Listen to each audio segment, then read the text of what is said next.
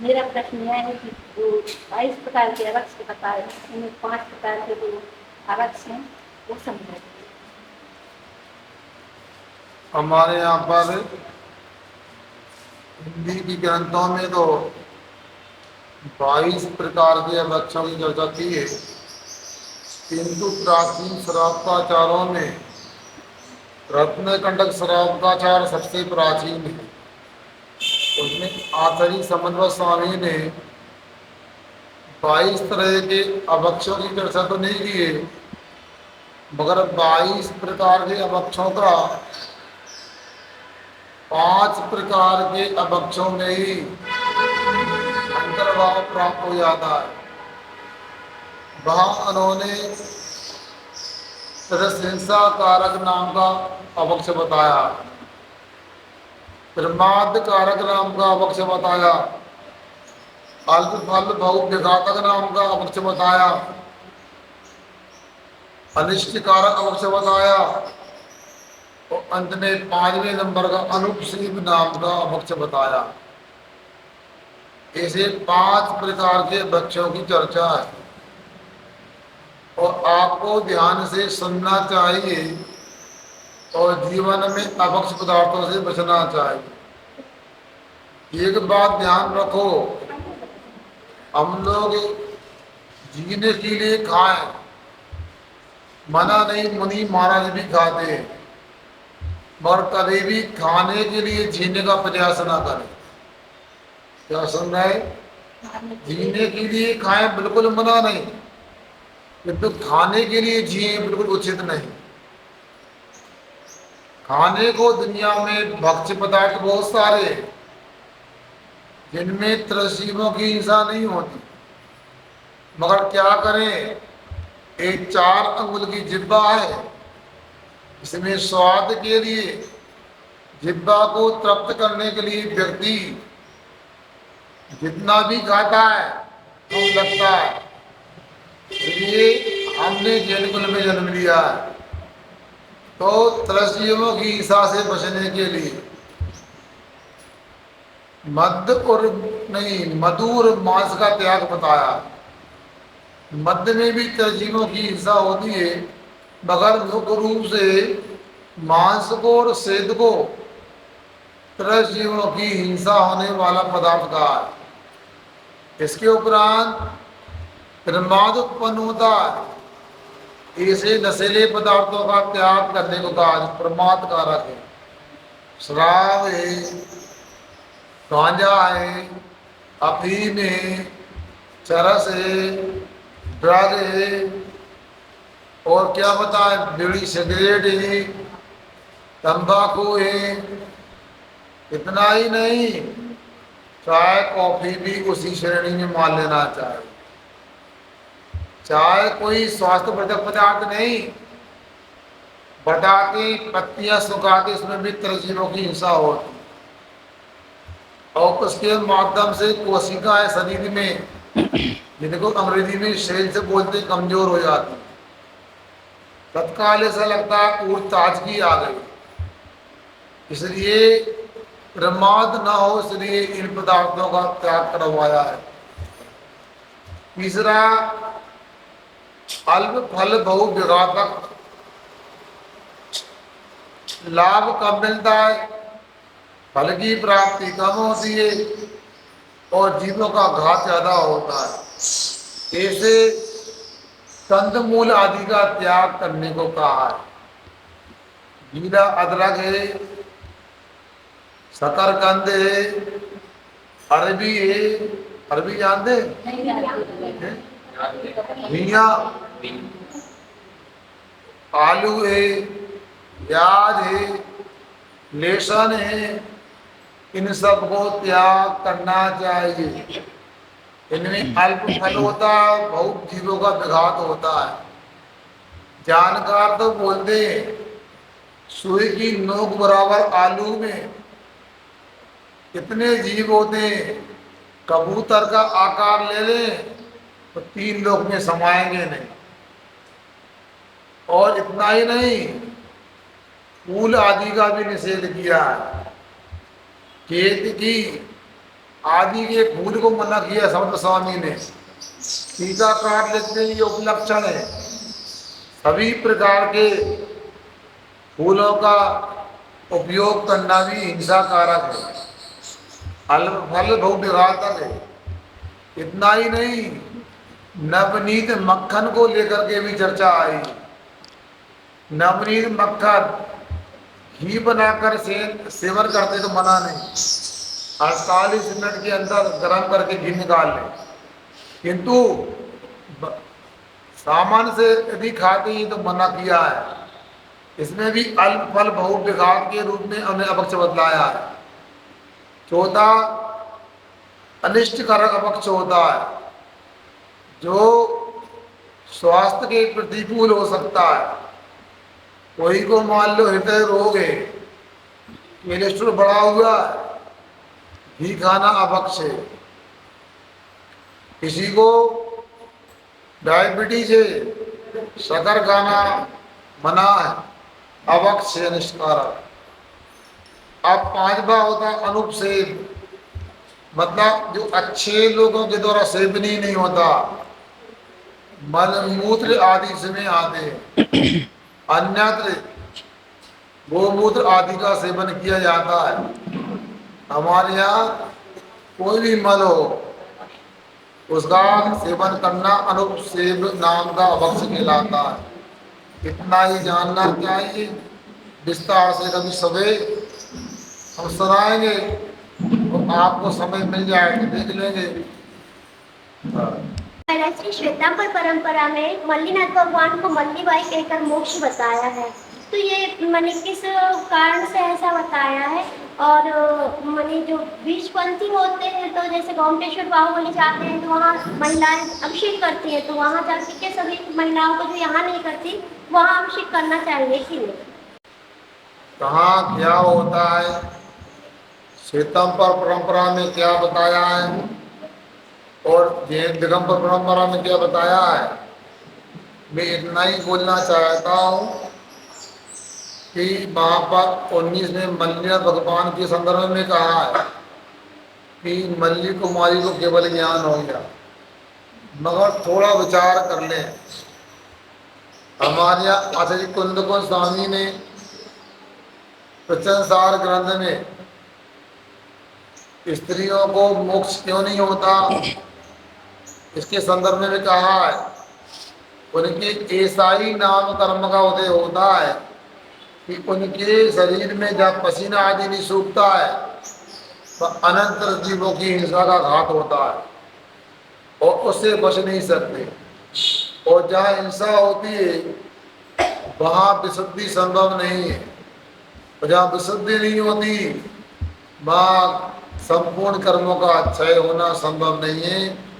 इसलिए अपने को कहाँ क्या लिखा ये नहीं, अहिंसा के माध्यम से मोक्ष होता है, अहिंसा परमो धर्मा का है, इसलिए ऐसा जानना चाहिए। दूसरा, आपने अभिषेक आदि को लेके बोल दिया, इसके संदर्भ में कुछ भी नहीं बोलना चाहेगा। मतलब इतना अवश्य है आगम में क्या क्या व्यवस्था है और समाज की व्यवस्था क्या है। यदि आगम की व्यवस्था लागू करते समाज में आपस में मतभेद हो जाए, संकलेश होने से ज्यादा हिंसा हो सकती है। इसलिए द्रव्य क्षेत्र काल भाव को लेकर के अपने अभिषेक पूजन आदि की व्यवस्था को लेकर चलना चाहिए।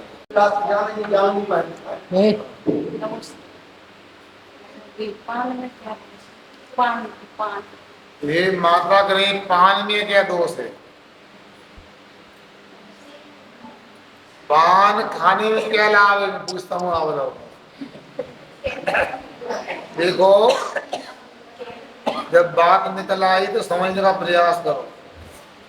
लोगों में ये भी चर्चा होती है, एक पान खाने में 35 हरी का दोष लगता है, 36 हरी का दोष, ऐसा बताते एक किंवदंती के सकते लोग, कितने ही लोग बोलते हैं ऐसा।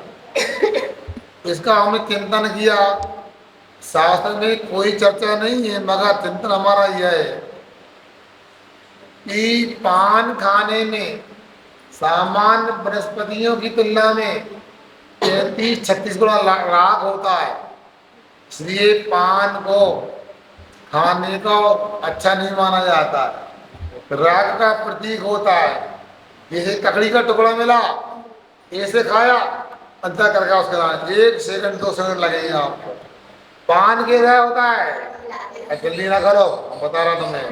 पान निकालेंगे, फिर उसको रखेंगे, चूना, गत्ता, चवनवार, इलायची, ये धनी, गुलकंद है, और क्या क्या होता है मैं नहीं बता पा रहा। सुनो, अब सुनो, कितना लगा के उसको धीरे से ऐसा करके लौंग लगा के, अब देखो कितनी आराम से खा रहा है भाई साहब। इसको यूं खाएंगे, फिर रखेंगे उसको, फिर धीरे से गाल में। अब वो पान कब तक, 1 घंटा भी चलता रहेगा, गले के अंदर 1 घंटा अंदर नहीं होगा। जो वनस्पति ककड़ी का टुकड़ा 1 मिनट में अंदर हो जाता है, वो 60 मिनट तक आओ अंदर ना हो। मतलब पान में विशेष राग होता है, इसलिए पुराने लोगों ने कह दिया पान नहीं खाओ, पान खाने में 35 का दोष लगता है। अब तेंदुआ में कितना मानते हैं आप जानो। इसलिए पान विशेष राग का प्रतीक होता है, और पान को इसलिए अधर श्रृंगार भी बोलते हैं। क्या अधर श्रृंगार, ऊँटों का श्रृंगार करने का सामान होता है। लाल लाल ऊँट करना चाहे तो, इसलिए विशेष राग होने से उसे तो नहीं माना जाता है। ये अपने को ध्यान रखना चाहिए। मेरा प्रश्न ये है कि मोबाइल पे रील्स बनाने में कितना हैं? मोबाइल में रील्स बनाने में कितना मोबाइल में रील्स बनाने में जोर से बोलो। हाँ ठीक। बच्ची ने बड़ों का प्रश्न सुन करके बताया, बड़ों ने उसको कहा पूछ किया तो बड़ों को शर्म लगती है। हाँ, तो उस बिटिया ने पूछा है मोबाइल से रील बनाने में कितना पाप लगता है। देखो ऐसा होता है, माचिस की तीली होती है, उसको यदि भोजन बनाने के लिए जलाते हैं तो पाप नहीं लगता। भोजन बनेगा, महाराज जी आएंगे, आहार दान करेंगे, तो पाप का नाश होगा, निजरा होगी। किंतु उसकी जगह माचिस की तीली जलाएंगे और किसी के कपड़ों में फेंक दें, घर में फेंक दें, तो पाप ही पाप लगेगा, अनर्थ हो जाएगा। उसी प्रकार मोबाइल भी एक शक्ति है, उसको अच्छे कामों में उपयोग करोगे तो हो सकता है लोगों को अच्छी बातें सीखने मिल जाए, तो पाप से बचने का प्रयास करने लगे। और मोबाइल में रील वगैरह गंदी बनाओगे, गंदे कार्यक्रम, गंदे गाने डालोगे, तो पाप ही पाप लगता है। इसलिए उस मोबाइल का उपयोग कैसे करना है, कितना करना है, ये आपको समझना है। इसलिए ये तो पूछ लिया मोबाइल में रील बनाने में कितना पाप लगता है, और मोबाइल देखने में कितना पाप लगता है ये तो बताओ। हम जब बचपन में कभी साल में 1-2 बार टाकीज जाते थे, वहां तो टाकीज में व्यवस्था होती थी बालकनी के पीछे से प्रोजेक्टर के मतलब लाइट आती थी, वो पर्दे पे जाती थी, पर्दे से एसी अपने पास आती थी। तब भी टाकीज में पीछे बैठने वालों को ज्यादा टिकट का पैसा लगता था, आगे वाले कम लगता था। पता लगाया आगे बैठो पैसा कम लगता है, पीछे पीछे का ज्यादा रहता है। ऐसा क्यों होता है? तो हमें बताया गया आँख खराब हो, जब इनडायरेक्टली प्रकाशिक किरणों से आँख खराब होती है, और कोई 50 फीट 40 फीट दूर होता था पर्दा, वो आज तो मोबाइल आंखों में डिस्टेंस 1 फुट का 1.5 फुट का भी नहीं होता, कहीं तो ऐसे 6 इंच में भी मोबाइल देखते होंगे। आँख खराब होती है। तो आपको पता है 10 प्राणों में 5 इंद्रियां होती हैं, इंद्री प्राण होते हैं, उसमें चक्षु इंद्री का यदि मान लो नुकसान होता है, हानि होती है, तो हमें हिंसा नाम का पाप लगता है। तो ये एक मर्यादा में दूधी की मर्यादा बना करके मोबाइल आदि का प्रयोग करते हैं, सीमित मात्रा में करते हैं तो मना नहीं। नहीं नहीं नहीं आदि का मुनि महाराज की समाधि हो जाती है तो इसका किसी कमंडल का क्या होता है, किसी का इन्होंने पूछा है किसी महाराज जी आदि का जी की समाधि हो जाती है, उनके पिछी का मंडल का क्या होता है। आपको बता दें, ये तो बहुत गलत उपकरण है। पिछी संयम का पालन करने के लिए होती है और कमंडल शुद्धि करने के लिए होता है। इनका ज्यादा कोई महत्व नहीं होता। फिर भी जहाँ तक हमें याद है, शास्त्रों में कोई चर्चा ऐसी नहीं आई क्या करना है। फिर भी जो मुनि राज का अग्नि संस्कार करते हैं तो पिछी के लिए ऊपर निकट में जो वृक्ष होता है उस पर लटका देते हैं, क्योंकि जिस जीव की समाधि हुई है, यदि मान लो देव दुर्गति हो गई, भयंकर आदि बन गया, तो उस पिछी को देख करके अपने संयम को याद कर ले, संयम पूरा उत्पन्न हो जाए। सुनना ना। और कमंडल का कुछ भी निश्चित नहीं होता है, कोई उपयोग करते भी है, कुछ खेत करके अलग भी कर देते हैं। ये सब जानना चाहिए। जो अपन कूलर पंखा चलाते हैं उससे जीव मरते हैं, उनको मरने से कैसे बचाएं? ये बेटा गिरा है जो कूलर पंखा चलाते हैं उससे जीव मरते हैं, उनको मरने से कैसे बचाएं। बेटा कूलर में तो पानी भरते हैं, अनचना पानी होता है, उसमें अनंत अनंत जीवों का भी घात होता है। ऐसा कह सकते हैं अपन, एक बूंद जीव पानी में केंद्र में असंख्यात असंख्यात जीव होते हैं। इसलिए अपने को कूलर आदि से बचना चाहिए। और नहीं बच सकते हैं तो अपन को घर में ज्यादा कूलर नहीं चलाना चाहिए। पंखा है, मुनि महाराज जी के दास आते हैं, महाराज जी कौन सा कूलर का उपयोग करते हैं, पंखा चलाते हैं क्या। जब महाराज जी बिना पंखा कूलर के रह सकते हैं तो अपने लिए थोड़ा सा सहन करना आना चाहिए। और एक खतरनाक सामान भी होते हैं। एक सागर जिले में कस्बा है सायपुर, 2006 में मेरा चतुर्मास हुआ। एक परिवार में 9 लड़कियां थी, एक माँ की 9 बेटियां थी। 9 दुर्गा बोलते थे उनके लिए।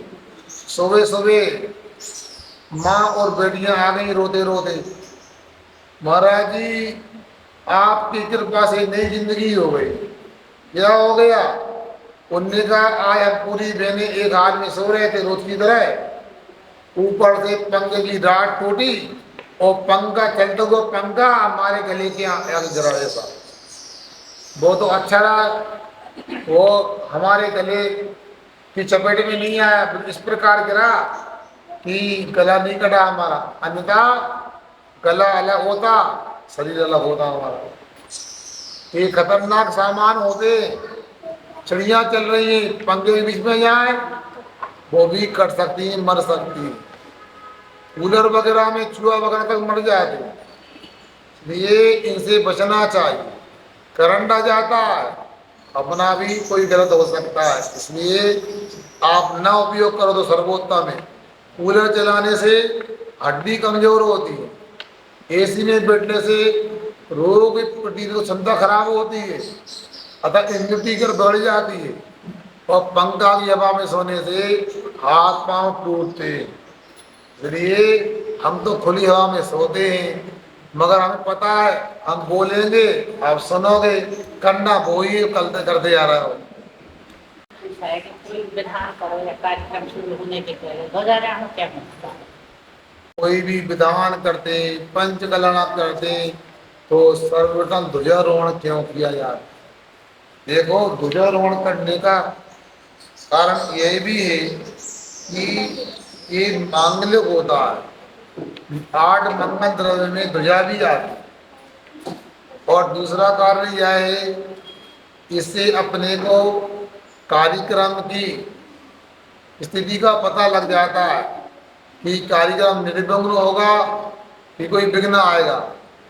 ध्वजा रोजन करते हैं, ध्वजा यदि पूर्व में जाती है तो सर्वार्थ सिद्धि होती है, सभी अर्थों की सिद्धि होती है। ध्वजा यदि उत्तर में जाती है तो वेद का दरवाजा खुल जाता है, मतलब सभ्यता की प्राप्ति होती है। किंतु इसके विपरीत यदि मान लो ध्वजा पश्चिम में जाती है, दक्षिण में जाती है, तो विघ्न आने की संभावना होती है, आंधी है, तेज बरसात आदि की संभावना होती है। यदि बरसात आदि की संभावना होती है तो विघ्न हो जाएगा। तो पश्चिम दिशा में दक्षिण में ध्वजा जाती है तो प्रतिष्ठाचार्य विधानाचार्य विशेष अनुष्ठान के माध्यम से उस विघ्न को निर्विघ्न बना लेते हैं। तीसरी बात, ध्वजा क्यों लगाई जाती है? ध्वजा के माध्यम से अपने को पता लग जाता है यहाँ धर्म होता है, धर्मात्मा है। ध्वजा को पताका बोलते हैं। पताका का अर्थ होता है पता कराने वाला। जैसे पद्म पुराण में आता है विभीषण के यहाँ और पता लगाया तो विभीषण ने अपना धर्मात्मा होने का परिचय दिया और सीता माता का पता बता दिया, उनसे मुलाकात करा दी। इतना ही नहीं, आपके तेंदुखेड़ा में कोई आता है, अब पहली बार आया, मंदिर आना है, महाराज जी के पास आना है, अब किससे पता करें? अब मान लो कोई दुकान पर